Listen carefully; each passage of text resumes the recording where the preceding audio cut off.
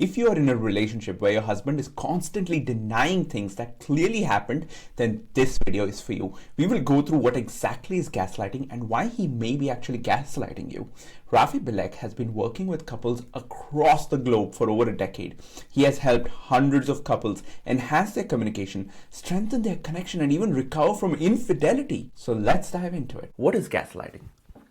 I think that the meaning has gotten a little bit diffused lately. It comes from this movie decades ago where some guy was messing with his wife by, turning up and down the gas lights and pretending nothing was wrong.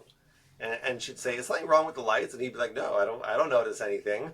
So he was really messing with her in that way. So it's when somebody does something that is difficult, obnoxious, aggressive, but then turns it around on you, like you're the one causing the problem. And you see this in dysfunctional relationships a lot, but even in generally good relationships, people can get defensive and turn it around. You show up late home from some event or something, and your partner is upset or just mildly annoyed even, and they say, "Well, where were you?" It's like, "Well, if you were this, and if I'm really working really hard," and they start turning it back on you, as if you're the one who's done something or has caused the problem. That's what we call gaslighting. And it definitely is not a helpful relationship behavior. It can cause a lot of trouble.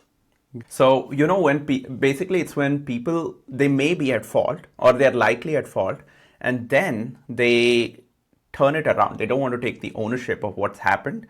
And that's the gaslighting. Am I right? Did I get that right? That it's actually when they are certainly at fault, right? Okay, they're certainly at fault. Yeah, because if we're arguing about who did something wrong, that seems like a normal argument. That is, maybe I'm being defensive, but gaslighting is where I did something to you and then I'm blaming you for it. Got it. Okay. Right. Okay. That's very confusing. It messes with people's minds, and it can go pretty far from just saying, "Well, that's your fault," to really doing these crazy psychological things, like the guy in the movie, or like I wrote in this post that I had this client who would deliberately take his wife's keys and hide them, and he would criticize her for being scattered and unfocused and couldn't keep track of things. So she was looking for her keys. He took them, and she was looking all over, and then she's losing her mind. So he puts the keys right back in the middle of the kitchen counter and says, "Well, here they are." Oh, gee. Yeah. And she's like, "I'm sure I looked there." "Well, honey, I guess you just have to be more careful."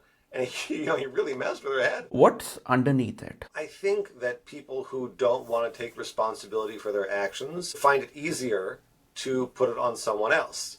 And we can all recognize that. Nobody wants to admit, "Yeah, I messed this up," or, "I'm the one causing trouble in this relationship." But at the heart of people who use this kind of tactic, people who don't want to accept responsibility, who want to control other people as a way of managing difficult situations. In a relationship, things go well if you look at your own stuff and deal with your own stuff instead of pointing fingers.